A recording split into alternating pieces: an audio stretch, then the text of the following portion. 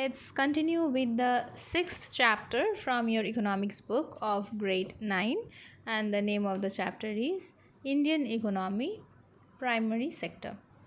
So today we are going to start from the Green Revolution.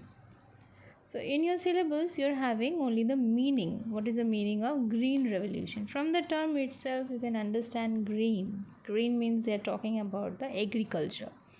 Okay, the word green revolution signifies a revolutionary change in the productivity and production of agricultural crops in India.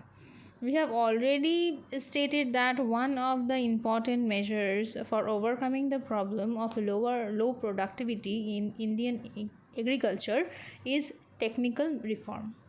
In 1958, the government of India invited an expert team from Ford Foundation of USA to suggest measures for improving agricultural productivity.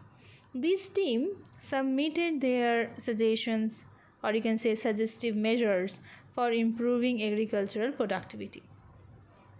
Okay, and this report was submitted in 1959, and they told that in order to increase the productivity in the agricultural field, we can introduce HYV seeds, that is high yield variety seeds, improved agricultural implements, that means the machineries, chemical fertilizers, proper irrigation, and etc.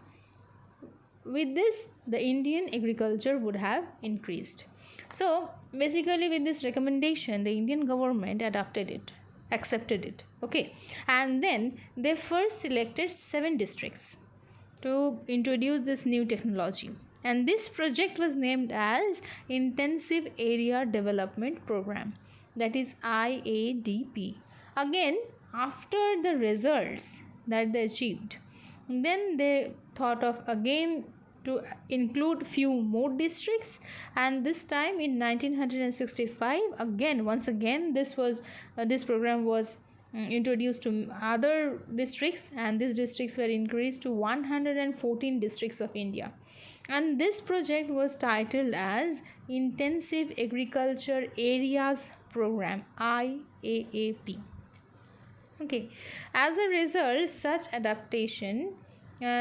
adaptation, new technology, the agricultural output and yield per hectare, that means hectare is a measurement of a land and yield means how much crops we are getting from that piece of land, that is called yield. So here we are saying that the agricultural output and yield per hectare, particularly in case of wheat crop, increased to a great extent during 1966 and 67. It was observed that per hectare yield of different crops increased by about 67% during 1950 to 71. Okay, the increase was about, we can say, 97% in case of wheat crop. Total food grain output was doubled, and the area under irrigation increased by about 68% during that time. This speculator increased in agricultural production due to the adaptation of new technology. Now, with this change, this revolution, this total change of production, this was recognized as Green Revolution. So basically, we can say Punjab, Haryana, western part of Uttar Pradesh got benefited from this kind of green revolution. So what are the achievements? You can just go through any 6 points. So the first one is higher crop production and yield per hectare, or you can write that the production of the crops increased. Okay, yield per hectare increased to a large extent. Next is increase in the consumption of chemical fertilizers. When this Frankfurt School report was produced, they told these high yield variety seeds is prone to get attacked by the pest, that is the insects, very much, and as they grow very fast we need chemical fertilizers. If we don't use chemical fertilizers, the soil will not have sufficient nourishment to support this kind of seeds. So in order to maintain this seed, we have to use this chemical fertilizer so that the soil remains nutritious, or you can say the soil has sufficient amount of fertility. And this seeds usually grow very fast, whereas the low yield variety seeds, the you can say the farmers can have only one crop, one harvest in a single season, whereas if they are using this high yield variety seeds, they can harvest at least 2 to 3 times in the single season, because this seeds and these crops grow very fast from the seeds. Okay, next we are having expansion of irrigation facility. Now this was very much needed, because these seeds, or you can say this total green revolution and this high yield variety seed, would be a great failure if they were not having sufficient amount of water. Sufficient amount of water is very much needed, because these crops grow very fast and they consume a lot of water than the low yield variety seeds. If low yield variety seed is consuming suppose you can say 10 liters, suppose for an example 10 liters, and high yield variety seeds will at least consume 30 liters in place of it.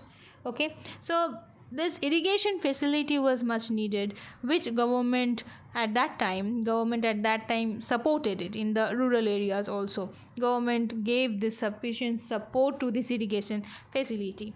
Increasing the area under HYV seeds. Now before I told you it was only few districts, that were 7 districts, and later on it came under 114 districts.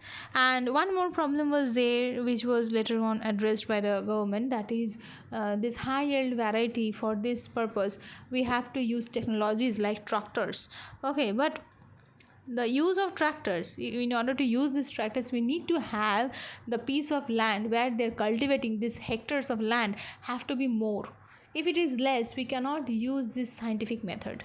Okay, so they told the farmers to, if any farmer is having a small piece of land, now land is not we cannot just elastically we can increase it, we cannot just pull and increase a piece of land. So what they could do is, two farmers jointly could have done the cultivation. They can jointly have the tractor and use it at the same time, so that the scientific method can be handled by both the farmers at the same time, because scientific farming can be done in a big area. Okay, hopefully you understood. Let's move to the next phase, where we are having, okay, one more point I need to explain. I have explained you 5 points. Change in the attitude of farmers. We are finding that with the better farming methods and improved methods, as they are producing, they are having more crops. Now they are earning more money. Okay, as they are having more crops, they are selling and they are earning more money. So their attitude, and you can say their standard of living, is also changing, because they are getting a better opportunity, they are earning more. For that, their standard of living is also increasing. And after that, we can say that as the standard of living of the farmers are increasing, then they are taking up this farming, or you can say this cultivation, as occupation. Before they were thinking, I don't have any work to do, I'm not capable of working in an office or do any other kind of job. For that they were going for this farming purpose. But as they were earning more and the standard of living was increasing with this green revolution, and they thought of opting this profession as their occupation. Now you can say, hence the agricultural activity could enhance its status from subsistence activity to commercial activity. Commercial activity means the activities from where we are earning lots of money, not only for our own purpose we are using it. Next we are having, what is the food security in India? We have to know the meaning only. This is what is included in your syllabus. Food security simply means availability, accessibility and affordability. So these 3 A's you need to know. Okay, affordability of food to all the people at all times. So what is availability? The physical availability of foodstuff indicates the quantity of food grains producing within the country in the current year.